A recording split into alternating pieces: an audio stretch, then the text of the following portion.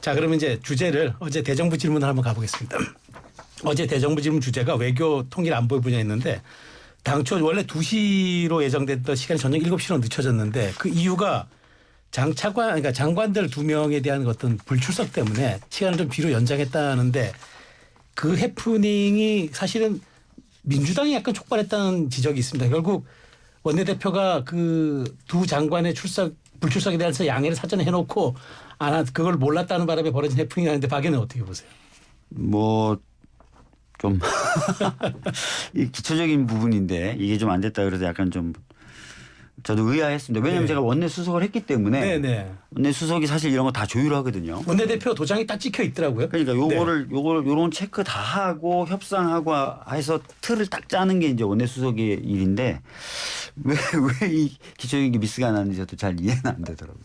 근데 7시에 와서 장관들 답변은 잘 했습니까? 7시에 와서 했는데 뭐 확실히 뭐 그래 차관보다는 장관이 나오는 게 맞죠. 어쨌든 늦춰서 했고 그 과정에 해프닝은 있었지만 장관과 총리가 나서 이야기는 잘 질의는 잘 된 것 같고 다만 이제 어제도 보니까 이제 정말 세게들 맞붙는다 이런 느낌이었죠. 네. 네. 근데 장경태 더불어민주당 의원이 김용현 국방부 장관 질의에서 부천 화재 사건이 있던 날 대통령 내외가 군 골프장을 이용했다는 제보가 있다 이런 얘기를 했는데 뭐 김 장관은 이건 직을 걸겠다면서 강하게 부인했다고 하더라고요. 이것도 뭐 제2의 청담동 술집 얘기 아닌가 싶은데 그러니까 이제 제보가 있더라도요. 이 의원실에서는 분명히 그거를 더블 체크 네. 사실 확인을 좀 해야 됩니다. 취재를 반드시 해야 되거든요. 네네. 제보만 가지고 질의하고 온 국민이 바라보는데 대정부 질의로 그냥 끝내고 질문하는 걸로 끝내고 그러면 안 되죠. 그래서 그리고 뭐 지금 민주당 같은 경우에 최고위 하면서도 그 청담동 술집 그 괴담도 최고위 하면서 막 얘기하고 네. 있잖아요. 최고위원들이. 그러면은 저는 안 된다고 보고요. 이것도 확인을 했어야 된다. 그리고 김영현 장관이 본인은 아니라고 그러고 네. 본인은 뭐 같이 친 적이 없다고 그러는 그거는 확실하니까 국방부 장관이 옷을 벗겠다. 옷을 벗겠다고 그럴 정도면은 그거는 확실하겠죠. 네. 예, 그 알리바이를 어떻게 속이겠어요. 그래서 이것은 장경태 의원이 뭐 또 한 건 하려다가 잘못한 게 아닌가 싶은데 네. 사실이 아니면 또 장경태 의원실도 그것도 이제 대국민 사죄를 하든지 네. 뭐 옷을 벗을 리는 없고 의원이니까 뭔가를 해야죠. 너무 지금 무책임하게 너무 그냥 공격을 위한 공격을 세게 발언하는 게 유행이 되다 보니까 그 무책임한 발언이 아닐까 싶은데 그 사실 확인이 저는 먼저라고 봅니다. 네.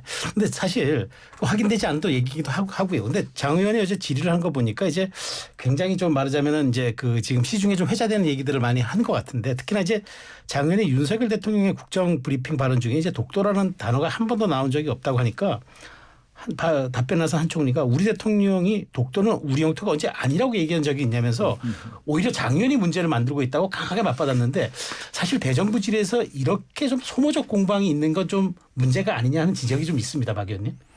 그러니까 사실 이런 얘기를 저희들이 계속 하는 이유가 전에도 한번 이 코너에서 좀 다뤄진 적은 있었던 네. 것 같은데요. 그러니까 뭐 유사시에 뭐 자위대가 뭐 한반도에 상륙할 수 있다든지 뭐 이런 생각들을 가지고 계시거나 이런 말씀들을 하셨던 분들이 자꾸 요직에 등용이 되는 거예요. 거기에 대해서 저희들이 문제 제기를 하면 바뀌거나 시정되는 게 아니라 대통령 같은 게 브리핑에서 이렇게 얘기해요. 난 뉴라이트가 뭔지도 모른다. 이게 이런 식으로 얘기를 하시는 거예요. 그리고 추천돼서 1번인 사람 내가 그냥 임명했을 뿐이지 난 모른다. 그러니까 뭔가 저희들 입장에서는 이런 국민적인 의혹도 있고 또는 불만도 있고 또 야당이 또 얘기하면은 뭔가 시정이 될 건 시정이 되고 바로 잡힐 건 바로 잡히고 확인이 될 건 확인이 되고 지나가야 되는데 그냥 난 그런 거 모른다 이러고 그냥 쭉 가시잖아요. 쭉 가니까 거듭거듭 문제 제기를 할 수밖에 없는 거예요. 그리고 문제 제기를 했는데도 아무런 변화가 없으면 조금씩 더 수위는 높아지게 되는 거잖아요. 근데 이런 건 되게 중요한 문제고 국민적으로도 불만이나 의혹이 많은 사안이니까 이런 건 확실하게 좀 정리를 해 주실 필요도 있죠. 네. 근데 오히려 자꾸 독도를 꺼냄으로써 오히려 이게 분쟁 지역이라는 것을 더 부각시키는 그런 역효과가 날 수 있다. 아니 근데 이런 뭐 지적이. 대통령이 독도는 우리 땅이라고 얘기한다든지 또는 어떤 필요한 여러 가지 어떤 군 교제라든지 이런 부분에 있어서 독도가 우리 땅이라고 얘기한다든지 이런 거는 과거 정권에서 있었던 일이잖아요. 네. 그거 자체만으로 막 분쟁이 막 벌어지고 그러진 않잖아요. 네. 근데 그거조차 좀 잘 안 되고 있는 듯한 느낌을 자꾸 주니까 네. 문제 제기를 하는 거 아니겠습니까? 근데 어쨌든 한덕수 총리의 발언이 참 세졌다. 좀 두드러지는 모습인 건 맞는 것 같아요. 민주당 의원들 지난 10일에 일본 총리 같다고 얘기를 하니까 한 총리가 후쿠시마 오염수 때도 그런 얘기 많이 들었다. 그런 모욕은 하지 마라. 정치의 힘은 모욕과 능멸에 있는 게 아니다. 뭐 이런 식으로 답변을 했거든요. 그 한덕수 총리가 그 발언이 뭐 세졌다기보다는 저는 굉장히 옳은 얘기를 옳게 했다고 봅니다. 그 과거에 사실 지금의 그 민주당 많은 분들은 예전에 뭐 이명박 대통령 독도 방문했을 때 엄청 항의하고 반대했어요. 잘못 갔다 그러고 왜 독도를 그렇게 분쟁 지역으로 만드느냐, 한일 관계 엉망 만들려고 네. 그러냐 막 이런 식으로. 근데 그랬던 분들이 지금 완전히 또 반대로 얘기를 한단 말이에요. 왜 독도 얘기를 안 하느냐 이러고. 그래서 이게 참 여야가 바뀌면 그런 입장도 완전히 바뀌는구나 이런 생각이 드는데 한덕수 총리는 지금 뭐 어쩔 수가 없을 겁니다. 그리고 그 한동훈 법무부 장관의 빈자리가 크죠. 그때는 그래도 역할 분담이 좀 됐었고 네. 대정부 질의 때 많은 민주당 또 야당 의원들이 이제 한동훈 법무부 장관하고 이제 설전을 벌이고 그랬는데 한동훈 이제 전 장관은 지금 이제 국민의힘 당 대표가 돼 있고 네. 지금 그래서 이제 한덕수 총리가 이제 혼자 하시는데 아마 원칙적인 문제에 대해서는 원칙적으로 강하게 나가자라는 게 지금 어떤 입장인 것 같아요. 네. 근데 얘기 보면 뭐 하나 틀린 얘기 없고 네. 그 점잖은 분이 이렇게 세게 얘기할 때는 저는 그 이유가 있다 생각을 합니다. 지금 그냥 독도 문제 등등 지금 이제 많은 또 야권의 그 의원들이 너무 소문이나 괴담이나 뭐 계엄이나 이런 거 네. 정말 말도 안 되는 거 가지고 질문을 하는데 거기에 어떻게 점잖게 그냥 그건 아닙니다. 뭐 이런 식으로 얘기를 하겠어요. 저는 그 답변이라고 하는 거는 질문자의 태도에도 많이 달려 있거든요. 네. 저희도 과거에 해보면 네. 그게 상승 효과가 있는 것이기 때문에 그래서 한덕 총리 잘하고 계세요. 알겠습니다. 독도에 대한 부분만 조금만 좀 네. 보충해서 말씀드리면 독도가 굉장히 좀 민감한 이슈가 되다 보니까 과거에도 보면은 어느 정도 선이라는 게 있었던 것 네. 같아요. 그래서 선 밑으로 내려가면 선을 지키라고 얘기하고 네. 선 위로 올라가면 선 정도만 네. 지키자고 얘기하는 것 같아요. 그래서 뭐 말이 좀 더 세게 해라, 좀 톤 다운해라 네. 이렇게 계속 왔다 갔다 했던 것 같고 아까 말씀드렸던 것처럼 윤석열 정부에 들어서는 이 친일적 발언을 한 사람들의 중용이라든지 또는 뭐 지난번에 말씀드렸던 대로 군 정신교육 교재에서 빠진다든지 네, 이런 네, 문제가 자꾸 있다 보니까 전 높여라 목소리 좀 높여라라는 얘기가 나오는 거죠. 그런 네. 그런 흐름으로 이해하고 예, 있다는데 예, 예. 알겠습니다. 자, 최근에 좀 뜨거운 또 핫 이슈가 하나 등장했습니다. 네. 김동연 경기도지사 얘기인데요.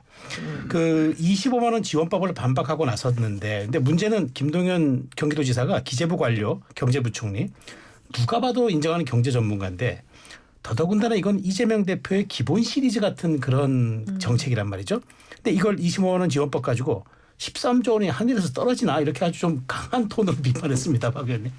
그러니까 이거를 지금 오해하시는 분들이 계신 것 같아요. 김동연 지사도 좀 오해하신 것 같은데 이 법을 보시면요. 네. 법을 보셔야 돼요. 그래서 저는 야당이든 여당이든. 아, 네. 법의 제안 이후에 예. 복지제도를 위해서 또는 복지를 향상시키기 위해서 이 법이 설계된 게 아니에요. 아, 그럼 이거는 내수를 촉진하기 위한 소비 쿠폰을 주는 거예요. 소비 쿠폰. 제안 네. 이후부터 그렇게 돼 있습니다. 아, 법률 제안서에 네네. 복지제도가 아니에요. 그래서 기존의 복지를 바라보던 틀로 보면 안 되고요. 이거는 내수가 굉장히 죽었습니다. 아시다시피 수출은 나름 회복되고 네. 있거든요. 내수는 엄청 꺾여 있어요. 그래서 아랫목이 엄청 차가운 상태고 네. 중소자영업자분들이 정말 지금 채무에 눌려서 숨을 못 쉬겠다라고 얘기하는 상황이거든요. 그래서 내수를 활성화시킬 필요는 어느 쪽이나 지금 다 네. 얘기를 하는 거예요. 그래서 그 방법 중에 하나로 시간이 지나면 소멸되는 소비 쿠폰을 주자는 거예요. 그래서 내수에 돈을 돌리자는 거거든요. 그래서 네. 이걸 복지의 틀로 보면서 판단하시거나 평가하시는 건 지속적인 게 아니다. 네, 맞지 네. 않다는 거고요. 그래서 이제 전국민 25만 원 지원법 이것도 마치 복지처럼 생각하시면 안 되고. 근데 김동연 지사님도 약간 복지 쪽 측면 복지제도 아닌가라고 보고 평가하신 것 같고. 그렇게 보시는 거 여당은 같아요. 특히 이게 마치 복지 이러고 자꾸 보시는 것 같아요. 아닙니다. 그거는 우리 의원님이 잘못 보신 것 같은데요. 그 김동연 지사 얘기를 또 면밀히 들을 필요가 있어요. 내수 진작마저도 도움이 안 됐다라는 거예요. 지난 2020년에 그때 이제 코로나 때 그때 전 국민들한테 이제 재난지원금 그게 사실 지금 비슷한 거거든요. 사실 네. 똑같죠. 뭐 내용적으로 보면 똑같습니다. 근데 그때 어찌 보면 살포했던 그 재난지원금의 내수 진작 효과가 거의 없었다는 거거든요. 그래서 굉장히 그 복지제도뿐만 아니라 경제 정책으로서도 효과가 없었다라는 거고 이재명 대표의 그 25만 원 전 국민 지원하는 이 아마 정책은 김동연 지사라고 하는 당내 어떻게 보면 또 차기 라이벌인데요. 그 라이벌의 공격 이거 굉장히 지금 뼈 아프죠. 그래서 저는 굉장히 뼈 아팠다고 봐요. 그래서 결국 오늘 아침에는 이재명 그 민주당 대표도 어떻게 보면 두 손 들었습니다. 그래서 오늘 최고회의 때 그 얘기를 했잖아요. 25만 원 전 국민에게 지급하는 거 그렇게 안 하고 네. 차별적으로 선별적으로 지원하는 거 그렇게 하도록 하라 정부는 자기도 고집 안 하겠다 이렇게 얘기를 했습니다. 네. 김동연 지사의 공격이 저는 굉장히 뼈 아팠다고 봐요. 그러니까 그 부분에 대해서 좀 이견이 있는데요. 그러니까 코로나 시기에 국민 지원금의 경제적 효과에 대해서는 분석 결과마다 조금씩은 다른 것 같아요. 그런데 제가 뭐 최근에 봤던 자료에 의하면 그 당시 이전 소득 때문에 소득 불균형이 많이 네. 해소되고 또 소비도 진작됐었다는 데이터를 전 본 기억이 있는데 그건 좀 더 확인해 보시면 좋을 것 같고요. 이게 복지제도가 아니기 때문에 네. 복지제도면 이제 보편복지라는 저희 민주당이 갖고 있는 기본적인 패러다임이 있습니다. 예. 근데 이건 복지제도가 아니기 때문에 조정 가능성이 훨씬 넓은 거예요. 내수진작제도 네. 경제정책 제한적이기 때문에 그렇다는 거죠. 네. 그래서 이 부분은 저희가 뭐 차등을 해서라도 소비 진작을 위해서 쓸 수 있다면 차등이라도 하자라고 한 거고 김동연 지사보다는 어차피 이거는 정부의 벽을 넘어야 되는 거지 않습니까? 거부권 이미 한 번 행사된 법이고 그러다 보니까 필요한데 자꾸 거부권 행사하니까 당 대표님이 유연하게 접근하신 거다 이렇게 보시면 될 것 같아요. 이건 뭐 복지제도도 아니고 경제제도도 아니죠. 전 국민한테 25만 원 한 번에 나눠주는 거는 제도가 아닙니다. 정책이라고 그러니까 할 수가 없어요. 민생 회복을 뭐 위한 재난지원금도 정책이죠 아니고. 정책. 근데 그건 그런 정책이면은 너무나 쉽고 너무나 어떻게 보면 생각 없는 정책이죠.